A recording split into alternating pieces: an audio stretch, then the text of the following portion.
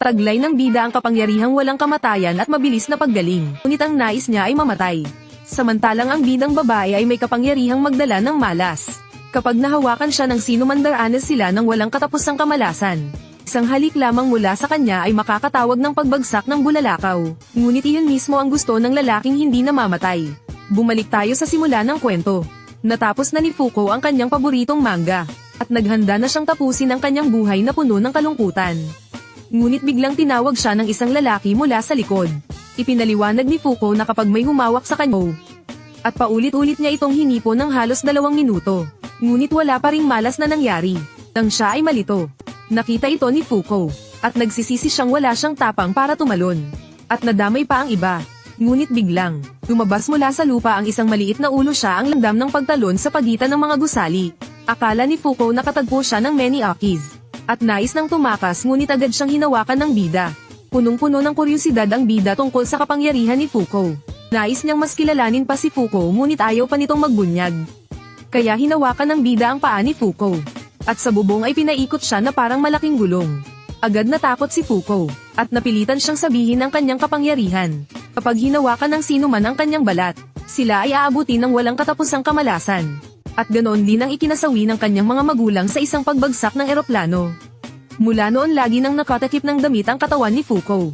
Ngunit matapos marinig ito ni bida, niyakap pa rin niya si Fuko upang hindi mahawakan ng iba. Dahil ang kamatayan ang matagal na niyang ninanais. Bigla, isang kahon ng saging ang bumagsak mula sa langit at tumama sa kanya.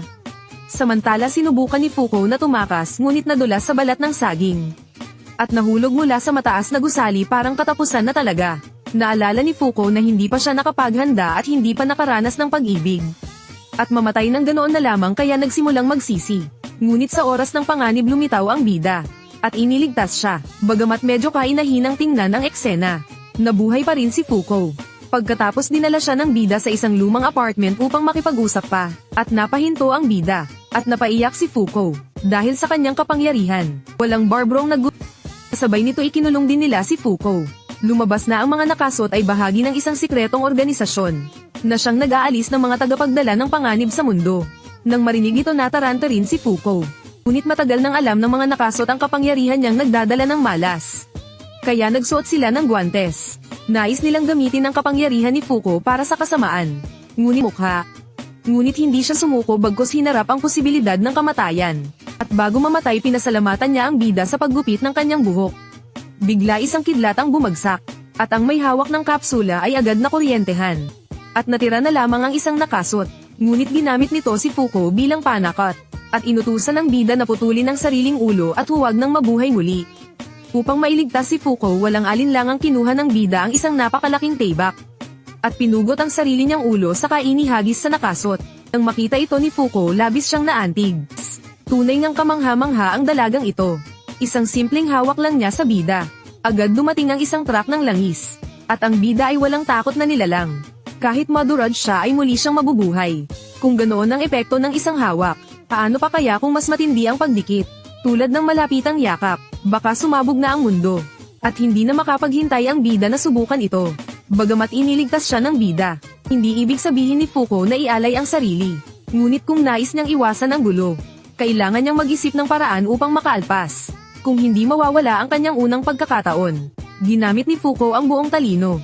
At sa wakas nakaisip siya ng solusyon. At iyon ay ang antas ng hawgan. Minsang hinalikan ni Fuko ang kanyang lolo. At natapilok ang paa ng lolo. Ngunit maliit lamang ang pinsala noon. At madaling gumaling. Dahil natatakot si Fuko sa pustiso ng kanyang lolo. Ibig sabihin, ang kapangyarihan niyang malas ay nakaayon sa antas ng hawgan. At hindi sa lawak ng pagdikit. Kung pilit lalapit ang bida kay Fuko, mas lalo lamang siyang kamumuhian. At kung ganoon, mananatili siyang nabubuhay ng kalahating patay. Parang walang saysay ang kanyang narinig. Ngunit biglang naintindihan ng bida kung ano ang dapat niyang gawin. Kaya dinala niya si Fuko sa kanyang lihim na base. Sa loob lamang ng 2 segundo't kalahati, nagawa ng bida ng armor si Fuko na hindi tinatablan ng bala at may proteksyon laban sa lason. Hindi maintindihan ni Fuko bakit kailangan pa ito. Kung kahapon lamang ay tinalo niya ng napakahusay ang mga kalaban. Ipinaliwanag ng bida na tulad nila ang mga kalaban. At hindi pa rin alam ang kakayahan ng mga ito. Kaya't ang tanging magagawa nila ay ang maghanda sa pagtakas. Dahil 50 taon na ang nakalipas nang mahuli ng mga Fooding Z ang bida. Isinailalim siya sa hindi makataong eksperimento. Kung mahuhuli si Fuko ng mga ito, hindi na lang simpleng pagdikit ang mangyayari. Sa narinig na takot si Fuko at agad sinuot ang armor. At hinimok ang bida na umalis kaagad. Kaya nagsimula ang kanilang pagtakas. Ngunit hindi pa man nagtatagal agad silang sinalubong ng kapahamakan.